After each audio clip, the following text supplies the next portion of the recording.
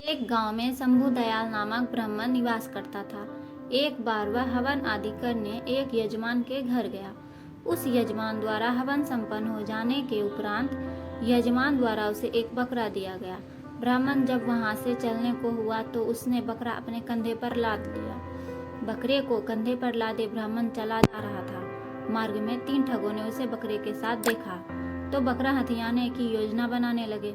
योजना अनुसार तीनों ठग ब्राह्मण के मार्ग पर थोड़ी थोड़ी दूर में खड़े हो गए। जब ब्राह्मण पहले ठग के पास से गुजरा तो वह ठग बोला, पंडित जी, ऐसा अनर्थ तो पहली बार देखा कि एक ब्राह्मण अपने कंधे पर कुत्ता लादे जा रहा है। यह बात सुनकर ब्राह्मण क्रोध में आ गया और बोला, दिखाई नहीं देता तुझे? ये कुत्ता नहीं बकरा है। ठग बोला, पंडित जी, ये कुत्ता ही है। यदि आपको नहीं माना तो मत मानिए, किंतु मानने या न मानने से वास्तविकता बदल नहीं जाएगी।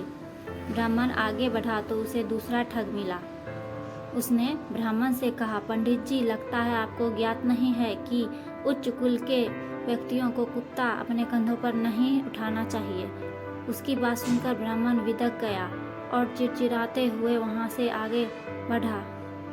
कुछ देर बाद उसे तीसरा ठग मिला। उसने भी ब्राह्मण से वही प्रश्न पूछा, पंडित जी, अपने कंधे पर कुत्ता लादे कहाँ जा रहे हो?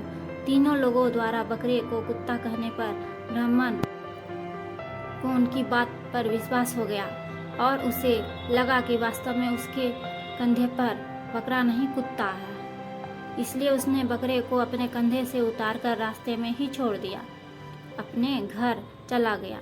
इधर तीनों ठगों ने बकरे को मारकर उसकी दावत का मजा लिया। बिना सोचे समझे किसी की भी बात पर भरोसा नहीं करनी चाहिए।